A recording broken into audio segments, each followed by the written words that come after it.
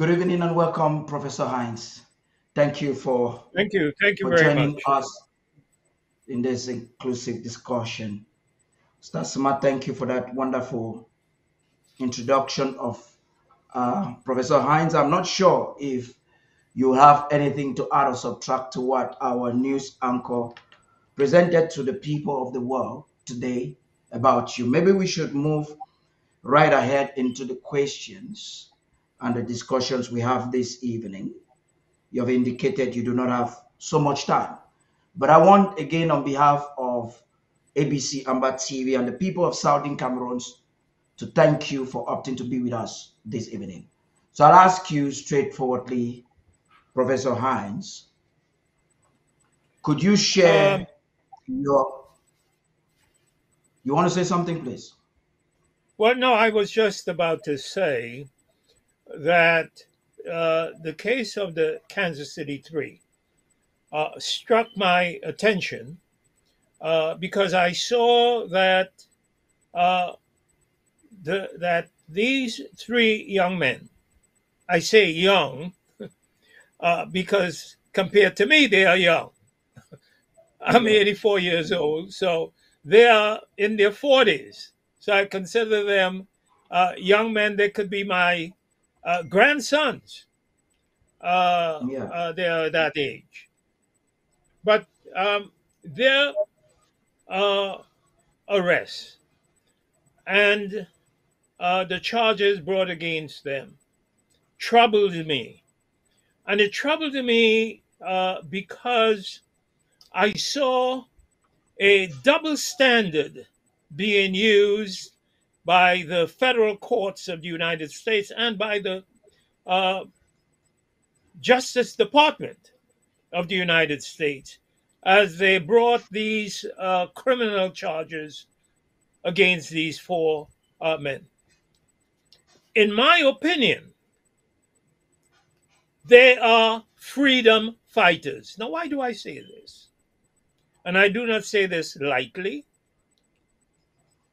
When you look not at what the charges are that the United States has brought against them, which are the charges of conspiracy, uh, material support, that is, raising monies, but raising monies for what purpose? The United States says they were raising monies to support terrorism. But who are the terrorists?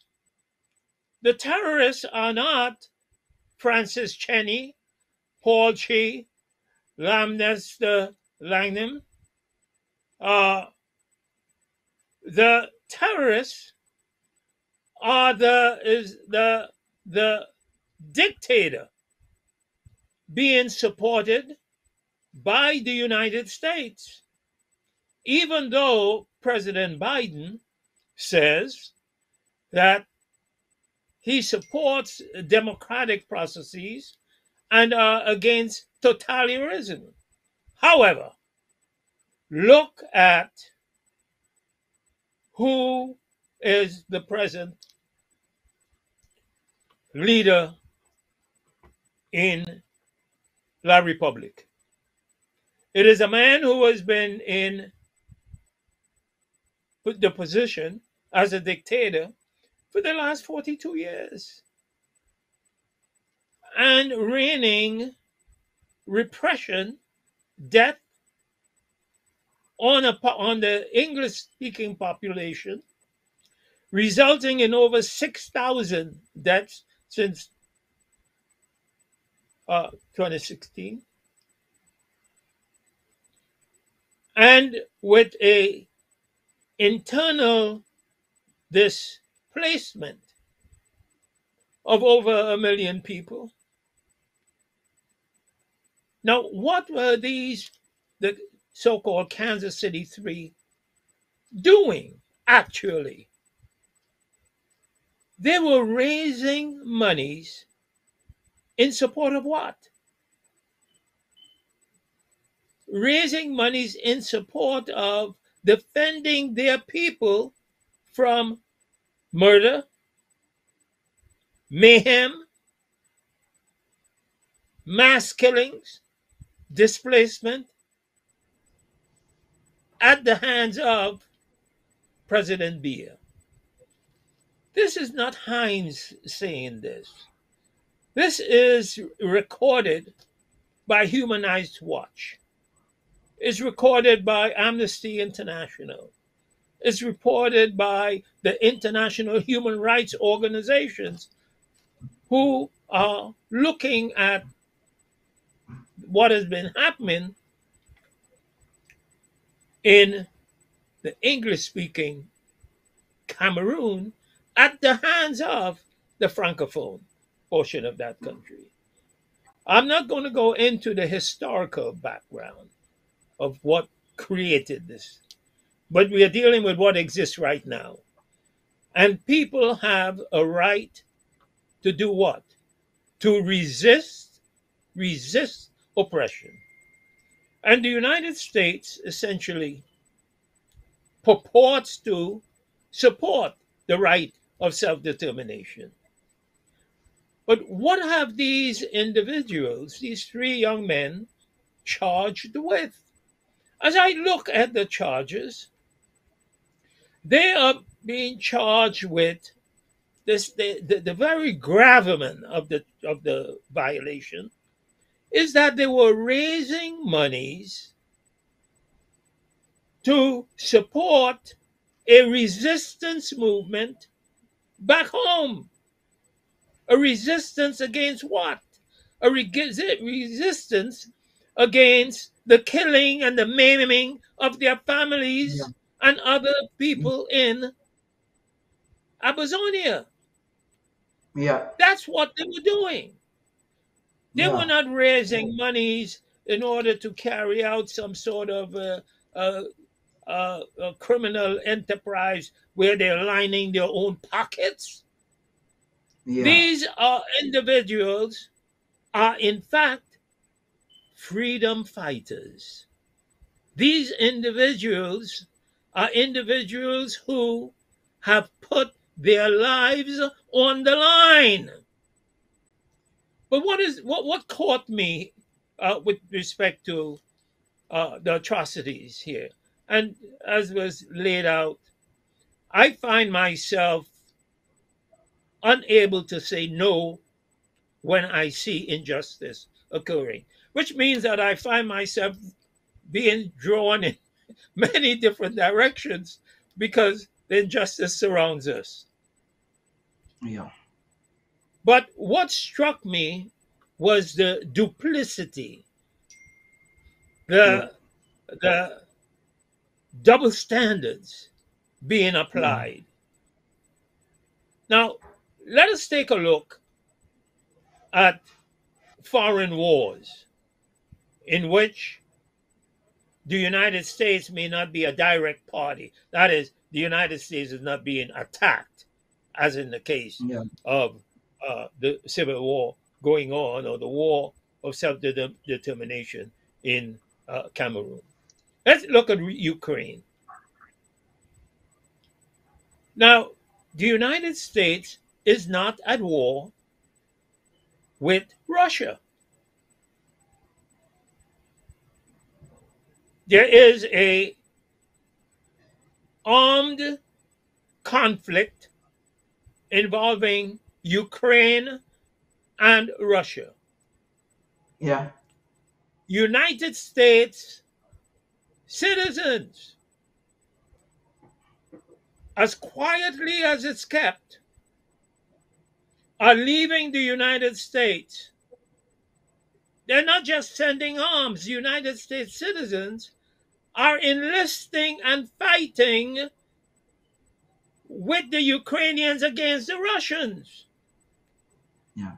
in violation of United States federal law, specifically Yeah. Title 18 of the United States Code, Section 959A. If you look at that, it provides that whoever within the United States enters himself or hires or retains another to enlist or enter himself or go beyond the jurisdiction of the United States with intent to enlist or entered into the services of any foreign prince. As a soldier, shall be fined no more than $1,000 or imprisoned for no more than 3 years or both. How many Americans are being arrested, tried, or convicted? None. Now, why did Congress create this law? It was called the Neutrality Act. And they didn't want Americans involving themselves in foreign wars to draw the United States into the conflict. Look at the war in Gaza. Look at what's happening in Gaza. Now, there's no question about it that Hamas committed war crimes and crimes against humanity on October 7th. No question about that. However, Israel launched an invasion not only against Hamas, but to exterminate what they considered to be the animals who were the Palestinians. And that is now carried out in violation of another international law. In 1948, 3 years after World War II, the United Nations established an international convention. And that was a convention called the Convention Against Genocide. It was the Genocide Convention. Now, as quietly as it's kept, the United States, even though they pat themselves on the breast and said, they liberated Auschwitz, Dachau, and so on from the Nazis, they didn't sign the Genocide Convention because they were Yeah. afraid of the treatment that they had inflicted upon people of African descent in the United States and how they treated the Native Americans. It took them 40 years to sign the Genocide Convention, but they signed it. The convention demanded that they had a duty to not only not commit genocide, but to prevent it. And what the Israelis have been doing is, in fact, genocide.